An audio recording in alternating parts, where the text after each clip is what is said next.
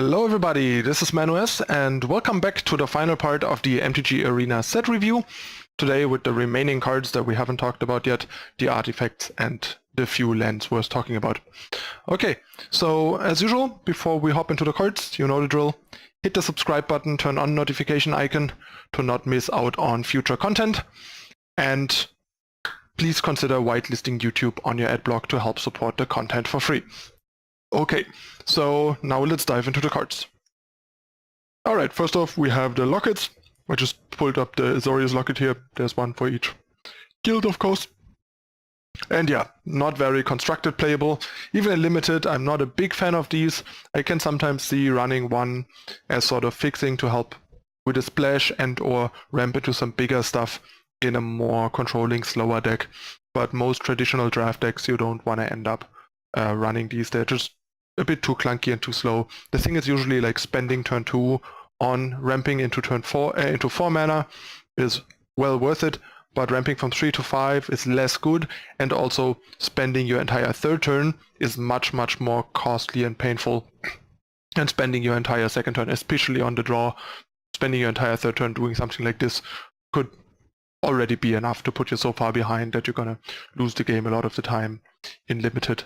So keep that in mind. It's definitely nice that unlike a lot of other mana stones, this one cycles later and turns into a draw 2. It's still a 7 mana draw 2 in the long run, but it might make up for some of those 7 mana in the meantime with providing you extra mana, making it less painful. And when you're out of gas, have no cards anymore, don't need the mana from this, you can turn it into 2 new cards to do something.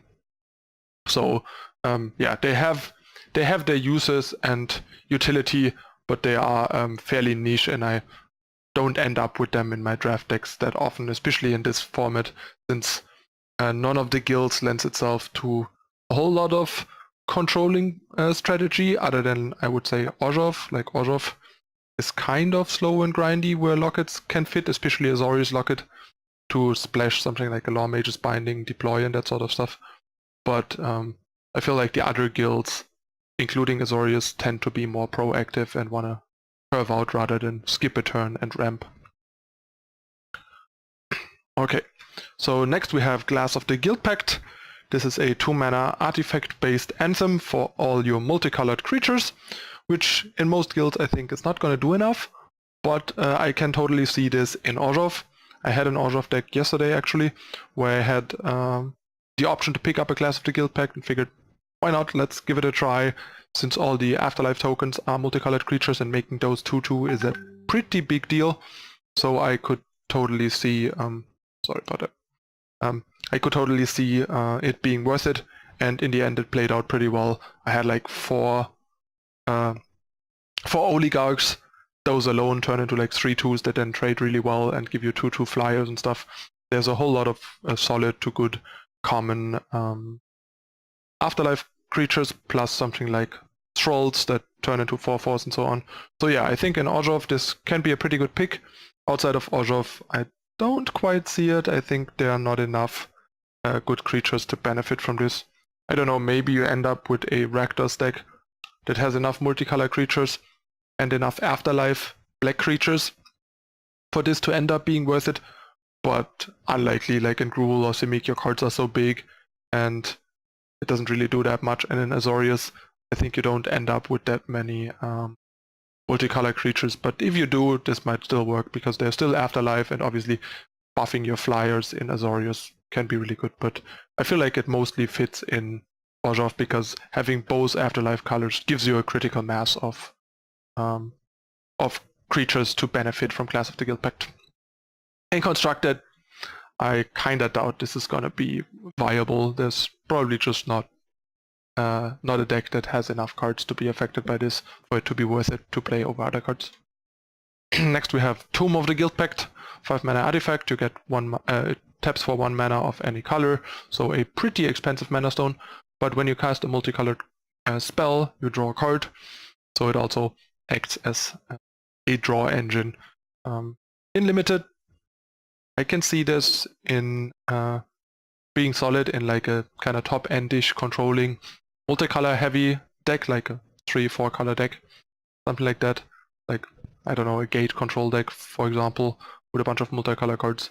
But outside of that, it's probably too slow, too expensive, even for like the potential to draw you a bunch of cards. And in Constructed, yeah, this is not viable. Next we have Gate Colossus. That card is a powerhouse in Limited and could even be viable in Standard. There are some Gate decks in Standard already popping up, and some of them play Colossus, some don't. But yeah, effectively every Gate makes 2 mana for this, since the Gates make it 1 cheaper and then tap for mana.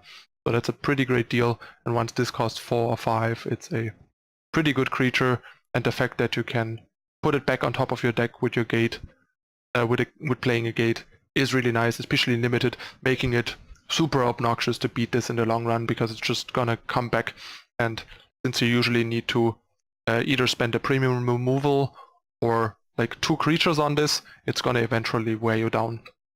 And it also matters that it can't be jumped by all the small like Afterlife creatures, so it's really hard to be raised.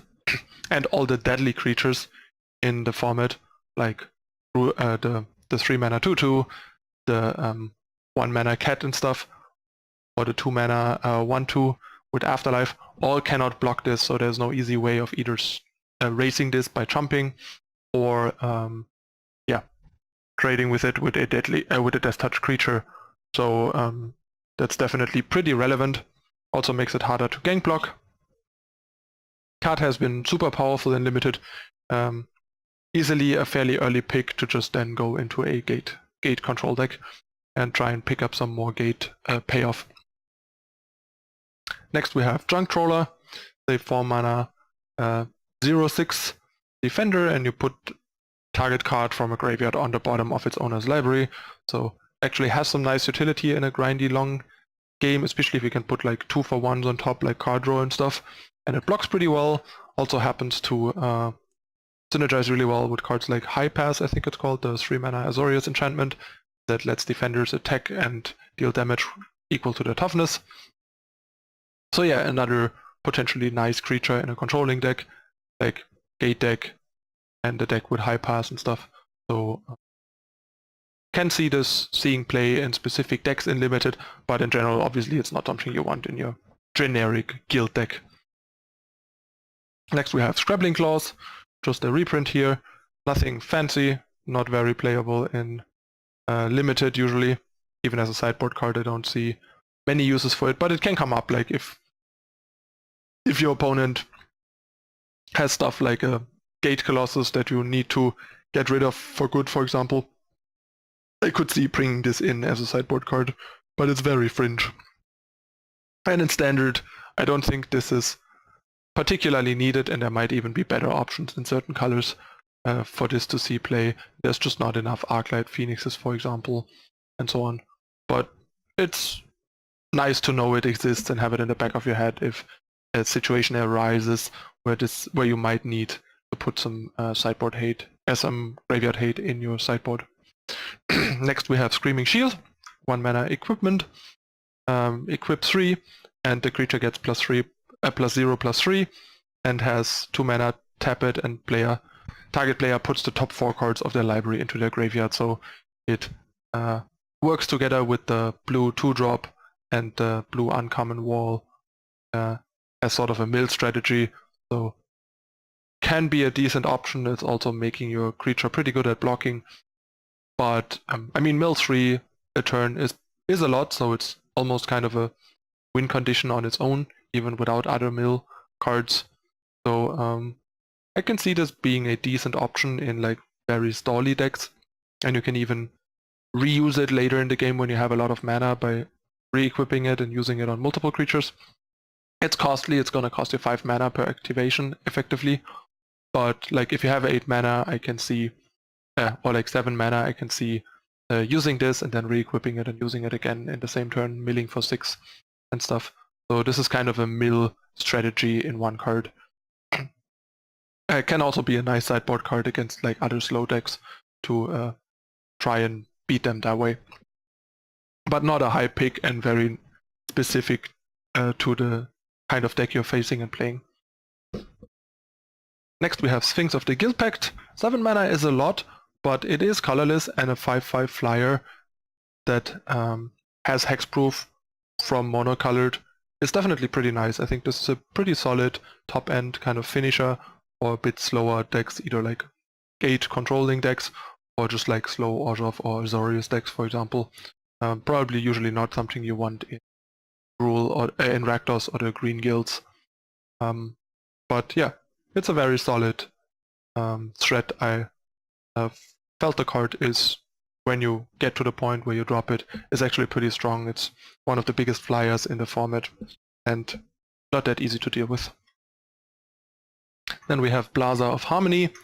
That card is actually really good. It's a bit baffling that it's not a gate, since it looks a lot like a gate. It is surrounded by gates and all, so it kind of, people would expect it to be a gate. I expected it to be a gate initially too. But yeah, I can see why it isn't a gate. It makes sense from like a mechanic standpoint, because it would be too good if it was a gate. First of all, because gates come into play tapped. This doesn't come into play tapped, and that's part of why it isn't a gate, because they wanted to provide a gate synergy card that is coming into play untapped, so you actually can develop your mana on critical turns, since this is clearly aimed at constructed. And yeah, this is actually pretty powerful, sort of like a reflecting pool of gates. That also gives you 3 life. Getting 3 life from a land like that is really, really good. And the fact that it copies the mana you already have from gates is really, really strong. And yeah, if this was a gate and wouldn't even come into play tapped, it would be too good. And if it would come into play tapped, to align it with how other gates work, it would be much worse for the gate strategies in constructed. And it seems like they wanted gate centric decks to be a potential viable constructed option.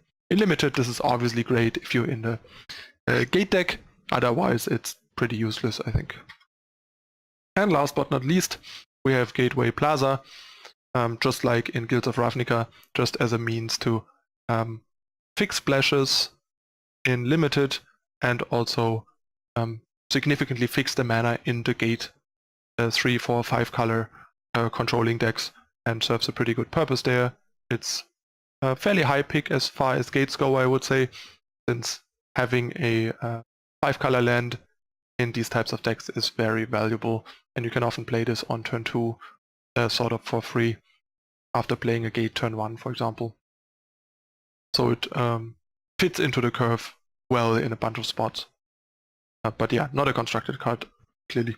Okay, this already rounds out the review of the remaining cards for Ravnica Allegiance, and the whole set review is done.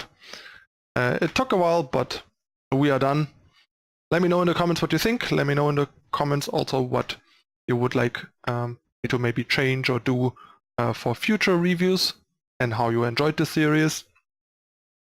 If you enjoyed it, hit the like button, share it with your friends, and yeah, subscribe to the channel for more MTG Arena and other content in the future, and turn on notification icon to not miss out once new stuff goes online. And yeah, if you want to support the content and the channel, please consider whitelisting YouTube on your adblock, and check the description below for further information like social media, live streaming on Twitch, how to support the channel further, and so on. I also happen to have a Discord server that you can join and hang out on. Alright, that's it again for this time. I'm your host ManuS. I thank you for watching, and I see you soon. Bye.